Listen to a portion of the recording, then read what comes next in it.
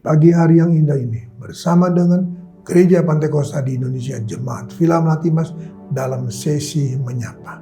Kita buka bersama 1 Yohanes pasalnya yang kedua, surat 1 Yohanes pasalnya yang kedua. Kita baca ayatnya yang ke-15. Janganlah kamu mengasihi dunia dan apa yang ada di dalamnya. Jikalau orang mengasihi dunia, maka kasih akan Bapa tidak ada dalam orang itu. Sebab semua yang ada dalam dunia ini, yaitu keinginan daging dan keinginan mata serta keangkuhan hidup, bukanlah berasal dari Bapa, melainkan dari dunia. Dan dunia ini sedang lenyap dengan keinginannya. Tetapi orang yang melakukan kehendak Allah tetap hidup selama-lamanya. Haleluya, puji Tuhan saudaraku. Mari, hari ini kita datang saudaraku, dan Tuhan datang kepada kita dengan apa? Dengan mengingatkan saudaraku, bahkan juga bisa saudaraku menegur kita.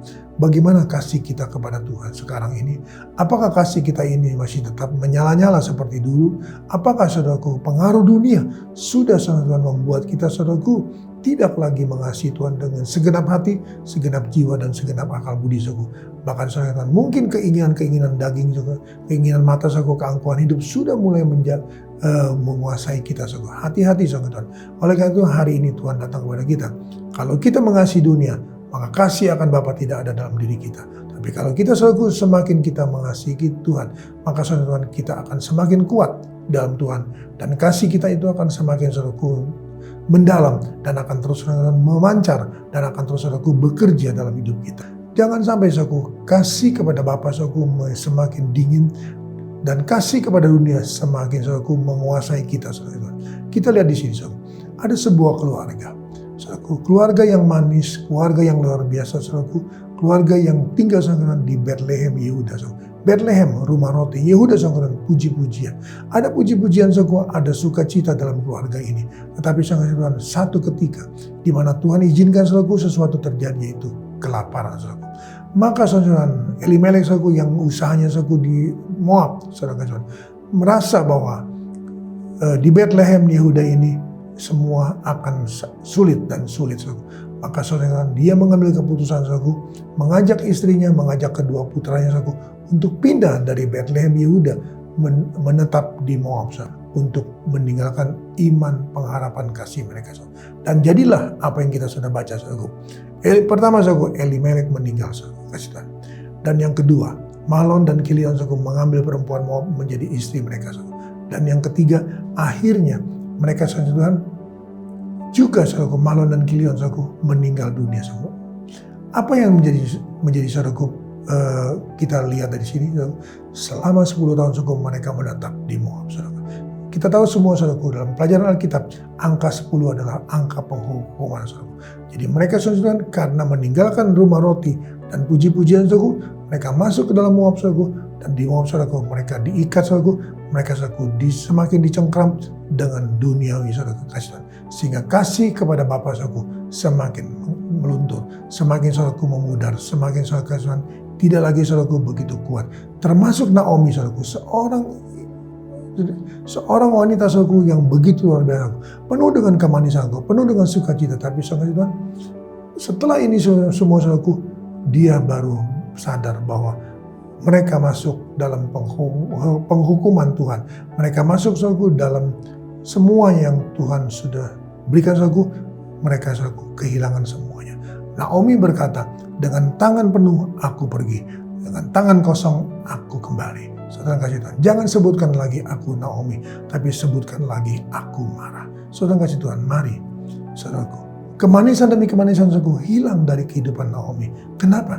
Karena Moab saudaraku, karena kehidupan di Moab saudaraku mempengaruhi saudaraku iman, pengharapan kasih mereka, cinta mereka kepada Tuhan saudaraku, sehingga akhirnya saudara Tuhan hanya Naomi dengan kedua mantunya perempuannya saudaraku yang ada di dalam kehidupan mereka. Dan saudaraku, belum lagi saudaraku Orpa meninggalkan saudara mereka, sehingga tinggal saudaraku Naomi dengan Ruth saudaraku.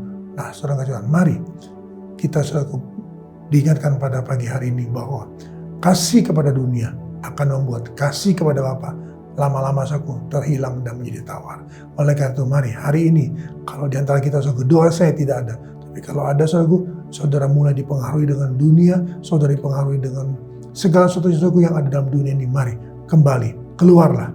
Surat Alkitab menulis aku, oh kalau kita dalam kondisi demikian, keluarlah dikatakan, jangan engkau berdiam di situ, tapi keluarlah dari segala situasi itu, sehingga saudaraku kita tidak mengalami penghukuman Tuhan, tapi kita boleh mengalami pertolongan Tuhan. Saudaraku, dunia Tuhan dikatakan dalam kitab Wahyu, oh akan semakin susah, akan saudaraku kehilangan segala sesuatunya, dan dunia sedang berjalan menuju ke sana. Dan saudara Tuhan, 1 Yohanes pasal 2 juga mengatakan bahwa dunia sedang lenyap dengan semua keinginannya. Keinginan daging, keinginan mata, dan keangkuhan hidup. Dalam nama Yesus kita datang pada Tuhan. Terima kasih Tuhan Yesus, kembali hamba-Mu datang padamu. Berdoa dan menyerahkan seluruh kawanan domba dalam tangan-Mu. Mari Tuhan, di tengah-tengah kondisi seperti ini saudaraku, begitu kuat dunia mencengkeram kami. Begitu kuat dunia ingin menarik kami Tuhan dari keberadaan hidup kami dalam Tuhan. Dan hamba berdoa Tuhan, janganlah kiranya Tuhan umat-umat-Mu, umat tebusan-Mu, kawanan domba-Mu Tuhan, membiarkan diri mereka ditarik ke dalam kehidupan dunia, sehingga mereka Tuhan kehilangan kebenaran-kebenaran firman-Mu, dan mereka masuk dalam segala satunya yang Tuhan tidak inginkan. Oleh karena itu sudah hamba berdoa kembali, Tuhan tolong semuanya, Tuhan berkati semuanya, ingatkan mereka kembali Tuhan, sehingga apapun yang Tuhan Yesus yang terjadi, mereka tetap akan menikmati kasih Tuhan, pemeliharaan Tuhan nyata bagi mereka. Nama Tuhan dipuji, diagungkan, dimuliakan. Terpuji dan Kau kekal selama-lamanya. Berkati sekali lagi mereka, dari pribadi lepas pribadi, sampai kepada keluarga lepas keluarga. Studi mereka, sekolah mereka, mata pelajaran mereka, semuanya Tuhan tolong.